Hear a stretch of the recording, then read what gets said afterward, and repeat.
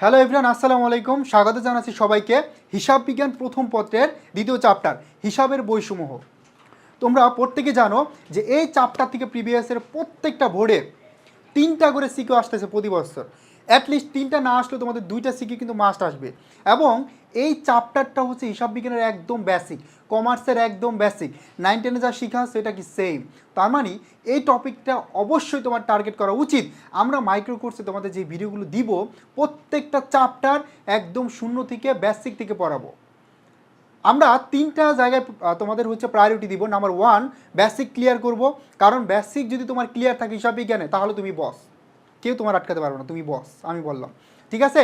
Number 2, basic clear হয়ে গেলে আমরা এবার এক্সারসাইজ করব, এমসিকিউ এবং সিকিউ। ওকে, তো হচ্ছে তোমরা প্রত্যেকটা ভিডিও যদি হচ্ছে একদম শুরু থেকে শেষ পর্যন্ত মনোযোগ দিয়ে দেখো, আমার মনে হয় না হিসাব বিজ্ঞানে তোমার কোনো জায়গায় প্রবলেম থাকবে এবং এ প্লাস পাওয়া কঠিন ব্যাপার হবে। একদম ইজিলি তুমি হচ্ছে এ প্লাস উঠাতে পারবে এবং 90 মার্ক উঠানো হিসাব বিজ্ঞানের কোনো ব্যাপার না, জাস্ট তোমার বেসিক ক্লিয়ার লাগবে। ওকে, তাহলে শুরু করি। তো দেখো, শুরুতে আমরা হিসাব সমীকরণটা হচ্ছে জানবো। ঠিক আছে।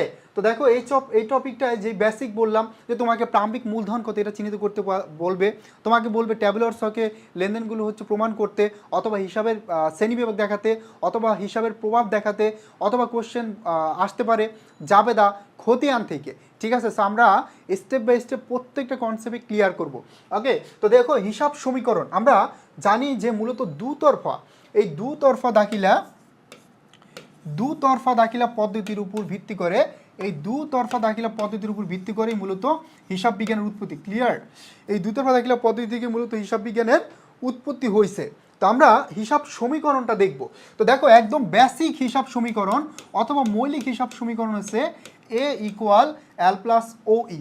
দেখো এ ইকুয়াল এল প্লাস পি হতে পারে। এই পি মানে হচ্ছে পার্টনারশিপ ইকুইটি, মানে অংশীদারি ব্যবসায়ের ক্ষেত্রে এই সমীকরণটা রাইট, এই হিসাব সমীকরণটা অংশীদারি ব্যবসায়ের ক্ষেত্রে। ঠিক আছে। এ ইকুয়াল এল প্লাস অ্যাসি হতে পারে। এই অ্যাসি মানে হচ্ছে শেয়ার হোল্ডার ইকুইটি, এটা হচ্ছে তোমার কোম্পানি ব্যবসায়ের ক্ষেত্রে। ঠিক আছে। তারপর দেখো এ ইকুয়াল শুধুমাত্র এল হতে পারে, এ ইকুয়াল শুধুমাত্র ওই হতে পারে। তারপর দেখো এ মাইনাস এল ইকুয়াল ওই হতে পারে। তারপর দেখো এ মাইনাস ওই ইকুয়াল এল হতে পারে। এখন ভালো করে খেয়াল করো, এই যে প্রত্যেকটা সমীকরণ তুমি কিন্তু এর আগে কখনো তোমাকে কেউ শিখায় নাই, শুধু এই একটাই শিখাইছে এবং আমি তোমাকে একদম ডিটেলস হিসাব সমীকরণ A to Z কমপ্লিট করে দিব। ভালো করে মনোযোগ দাও, এখানে খুব ভালো করে মনোযোগ দাও। সেটা হচ্ছে এ ইকুয়াল এল প্লাস ওই, এটা নিয়ে কারো কোনো সন্দেহ নাই, আমি জানি সবাই খুব ভালো করে পারো এবং এটা বেসিক। ঠিক আছে। তারপর দেখো এ ইকুয়াল এল প্লাস পি হতে পারে। এখন এতে হচ্ছে অ্যাসেট মানে সম্পদ, ইকুয়াল এলে হচ্ছে লায়াবিলিটিস মানে কি দায়। তারপর দেখো পি মানে কি পার্টনারশিপ ইকুইটি, মানে অংশীদারি ব্যবসায়ের ক্ষেত্রে। আমি যদি একটু ডিটেলস লিখে দেই, এটা হচ্ছে অংশীদারি ব্যবসায়ের ক্ষেত্রে। এই সমীকরণটা কি বলতো? এই সমীকরণটা হচ্ছে অংশীদারি ব্যবসায়ের ক্ষেত্রে। পরেরটা দেখো এ ইকুয়াল এল প্লাস অ্যাসি, এই অ্যাসি মানে হচ্ছে শেয়ার হোল্ডার্স ইকুইটি। এই সমীকরণটা হচ্ছে কোম্পানি ব্যবসায়ের ক্ষেত্রে। কিসের ক্ষেত্রে? এটা হচ্ছে কোম্পানির ব্যবসায়ের ক্ষেত্রে। ঠিক আছে। এখন দেখো এ ইকুয়াল শুধুমাত্র এল হতে পারে। বলতে পারো যে ভাইয়া এ ইকুয়াল এল এটা কিভাবে, তাই না? এটা কিভাবে হতে পারে? দেখো তুমি ব্যবসা শুরু করছো, তোমার নিজের পকেটে 1 টাকাও নাই, 1 পয়সাও নাই, তুমি কি করছো? ব্যাংক থেকে ঋণ নিছো। তুমি কি করছো? তোমার আত্মীয় স্বজনের কাছ থেকে ঋণ নিছো, তারপরে ব্যবসা শুরু করছো। এখন তোমার যেহেতু নিজের মূলধন নাই, ওই কই থেকে আসবে ভাই, কই থেকে আসবে বলো?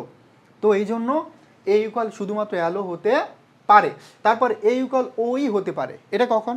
তুমি ব্যবসা শুরু করছো, তোমার টাকা পয়সার কোনো অভাব নাই, তুমি কোটিপতি। ঠিক আছে।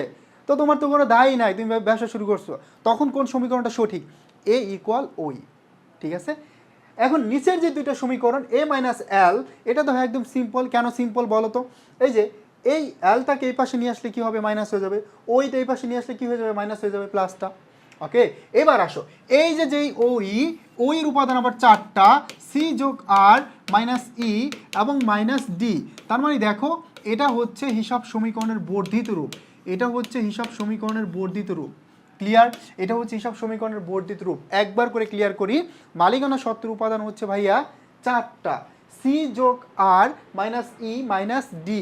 তার মানে সিতে হচ্ছে ক্যাপিটাল, আরে হচ্ছে রেভিনিউ, ইতে হচ্ছে, আমরা এই দুটো একটু ক্লিয়ার করি, সিতে হচ্ছে ক্যাপিটাল মানে মূলধন, আর হচ্ছে রেভিনিউ, রেভিনিউ মানে হচ্ছে আয়। তার মানে মূলধন এবং আয়, মূলধন এবং আয়, মূলধন এবং আয়, এই দুইটা মালিকানা সত্ত্বের সাথে কি পজিটিভ সম্পর্ক। যদি এই দুইটা বাড়ে মালিকানা সত্ত্ব বাড়বে, এই দুইটা কমলে মালিকানা সত্ত্ব কমবে।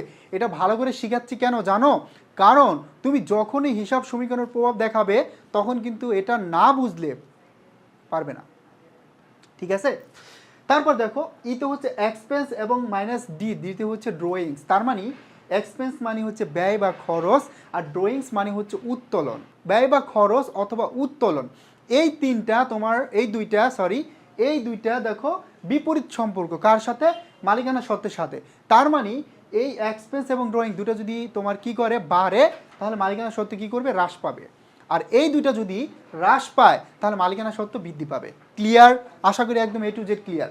এখন আরেকটা বিষয় একটু ক্লিয়ার করে দেই, এটা তোমাদের প্রায় জানা লাগবে। এই যে সমীকরণটা মনে রাখবা, এই সমীকরণের যদি এক পাশে পরিবর্তন হয়, যে কোনো এক পাশে যদি পরিবর্তন হয়, তাহলে একটা যদি বাড়ে তাহলে আরেকটা অবশ্যই কমবে, তাহলে একটা বাড়লে আরেকটা অবশ্যই কমবে।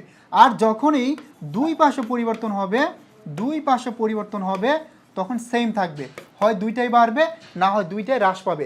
ফর এক্সাম্পল আমরা যদি বলি যে মনে করো আসবাবপত্র ক্রয় করা হয়েছে 50,000 টাকার, যাবাদা কি হবে? আসবাবপত্র হিসাব ডেবিট, তাই না? আসবাবপত্র হিসাব ডেবিট, তার মানে এখানে সম্পদ বাড়ছে। আবার দেখো এখানে সম্পদ কি হয়েছে? হ্রাস পাইছে। তার মানে এই যে এ একবার বৃদ্ধি পাইছে, এ একবার কি কইছে? হ্রাস পাইছে। আমরা যদি আরেকটা এক্সাম্পল দিই, দুই পাশে পরিবর্তন, ধরো পণ্য ক্রয় করা হলো 5,000 টাকা, ক্রয় হিসাব ডেবিট, তার মানে এই যে এখানে মালিকানার সাথে কি হয়েছে? হ্রাস পাইছে। কারণ ক্রয়ে যদি একটা ব্যয় যদি বাড়ে মালিকানার সাথে হ্রাস পায়। এই যে দেখো নগদান, এই নগদ এটাও কি হয়েছে? হ্রাস পাইছে। তার মানে দুই পাশে পরিবর্তন হইলে সেম থাকবে, হয় দুইটাই হ্রাস পাবে অথবা দুইটাই বৃদ্ধি পাবে। এক পাশে পরিবর্তন হলে একটা বাড়লে আরেকটা অবশ্যই কমবে। হিসাব সমীকরণের A to Z তোমাকে ক্লিয়ার করে দিলাম, A to Z, ঠিক আছে? আশা করি তোমার কোশ্চেনগুলো কিন্তু এই বেসিকটুকু ক্লিয়ার থাকলে তুমি প্রিভিয়াস ইয়ারে যত কোশ্চেন সলভ করতে যাও একদম কনফিডেন্টলি ইজিলি সলভ করতে পারবে ইনশাআল্লাহ। ওকে, তারপরে হচ্ছে আমার এখানে তোমার হচ্ছে বিস্তারিত দেওয়া আছে যে সম্পদ কি, ডিটেলস অনেক সময় জানা লাগে, দায় কি এবং মালিকানা সত্ত্ব কি। একটা স্ক্রিনশট দিয়ে নাও, দ্যাটস ইট। তো দেখো এই যে বর্ধিত রূপটা আমি মুখে বলে দিয়েছি, তারপর এখানে হচ্ছে ফুল মিনিংটা দেওয়া আছে, এটা একবার দেখতে পারো। এবং আমি আরেকবার তোমাদের একটু বলে দিচ্ছি হিসাব সমীকরণের বর্ধিত রূপটা। এতে হচ্ছে অ্যাসেট, অ্যাসেট মানে হচ্ছে সম্পদ। এলে হচ্ছে লায়াবিলিটিস, লায়াবিলিটিস মানে দায়। সিতে হচ্ছে ক্যাপিটাল, ক্যাপিটাল মানে কি? মূলধন। আরে হচ্ছে রেভিনিউ, রেভিনিউ মানে হচ্ছে আয়, ঠিক আছে? ইতে এক্সপেন্স মানে কি? ব্যয় বা খরচ। এবং ডিতে হচ্ছে ড্রয়িংস মানে কি? উত্তোলন। ড্রয়িংস মানে হচ্ছে উত্তোলন। ক্লিয়ার? তার মানে এই যে হিসাব সমীকরণের বর্ধিত রূপটা আমরা তোমাদেরকে একদম ক্লিয়ার করে দিলাম। সো এটা তোমার সমীকরণ আকারে আসতে পারে, আবার কি আসতে পারে? আবার হচ্ছে বর্ধিত রূপ আসতে তখন বাংলা মিনিংও আসতে পারে। ওকে, সো এই জন্য আমাদের দুইটাই জানা লাগবে। ক্লিয়ার? এবার আসো, আধুনিক হিসাব কত প্রকার এবং কি কি? আমরা সবাই জানি, কি জানি? যে আধুনিক হিসাব হচ্ছে 5 প্রকার। কত প্রকার? 5 প্রকার।